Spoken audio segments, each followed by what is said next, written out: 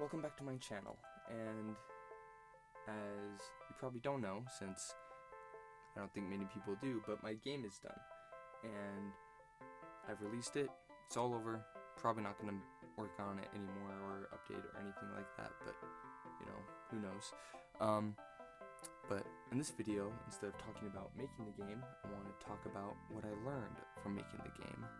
So let's get into it. The first thing I learned is to make the art simple. A few reasons for this is it's way faster and easier to make things look good.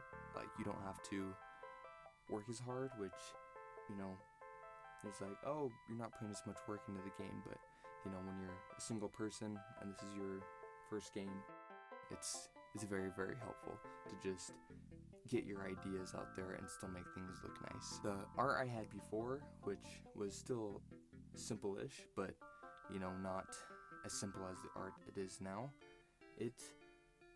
I think it looked good. Like, it wasn't that I was unhappy with the style, it was just I was unhappy with how long and how I couldn't really make stuff to that same degree as before. So I decided to change everything from the more complex pixel art to the much simpler pixel art, with everything having, you know, singular colors. And I also thought it worked well for the puzzle game because, you know, it's very easy to tell what everything is. Like, you know, everything has its colors and whatever and its distinct shape, and it's much easier to see that. I'm happy with it, and I think the art turned out to be one of my favorite things about the game. I also found out that I like making music. I had no experience with it before, and I don't know if the songs are good, but I like making them, and I can listen to them without, you know, cringing, I guess.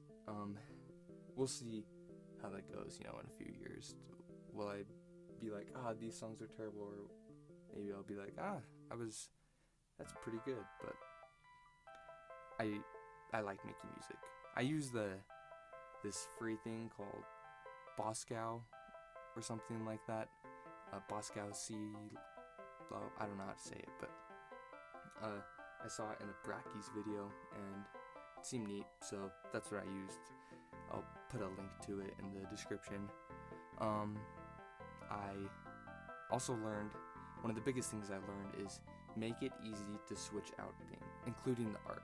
Like, you know, in code, don't repeat stuff. Like, if you're repeating something, you're doing something wrong usually. It's very, very true for just, like, everything, because you always gotta be thinking, like, if I wanted to switch this, how easy would it be to switch it? Make sure you build in backdoors and everything like that, just to make it very easy for you to switch it. This includes the art, which I think I made it easy enough to switch and build levels and stuff like that, and, you know, change around a bunch of those variables, but I didn't think about the art.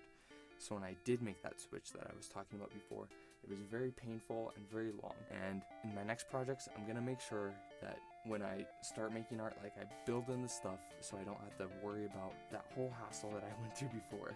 Even stuff like just making it easier to, you know, place down blocks and everything is super useful. Another thing I learned, and this is more of a way more technical thing, is make things children of each other. I use Unity, and something I didn't really realize before, but making things like children of other things is super, super useful, and I didn't really realize that until probably a little too late, but when I did use it, it was always super helpful, and it goes along with the last thing, which replacing stuff. It's a lot easier to make things children and access them that way than it is to, you know, drag around and drop a bunch of things. The last thing is make games you like making. I should start out by saying this, I liked making this game. The thing I didn't like as much was specifically designing the levels. I liked programming, I liked making the game, I didn't like designing the levels. I like the levels that I do have, but I don't like how few of them I have. But this game is really short, so, you know, if you want to play it, you're not committing too much time into it. The reason why I don't have more levels is because I did not like making the new levels and stuff. I would always have, I guess, a creative block whenever it came to that kind of stuff. So I just decided, you know what? I'm happy with all the levels I have right now. I would rather not throw in a bunch of trash levels and stuff. I'm happy with how it is right now. I guess the overview from this game, everything that I've gone away is I've enjoyed making this game. I'm really happy with how it turned out. I know it's short, but I think that's fine for the first game and everything. Also makes it easier for you to play it. Not too much time. I can't wait to start working on my next game, which I don't know exactly what it's going to be, but I have a few ideas. Maybe I'll make a video about all my different ideas for my next one. The link for the game will be in the description. Play it if you watch this and tell me what you think. Criticism, constructive criticism is always appreciated, and it's a web-based game, so it's easy to play. You don't have to download anything. So thanks for watching. Have a nice day. Thank you if you played my game, and see you next time. Bye.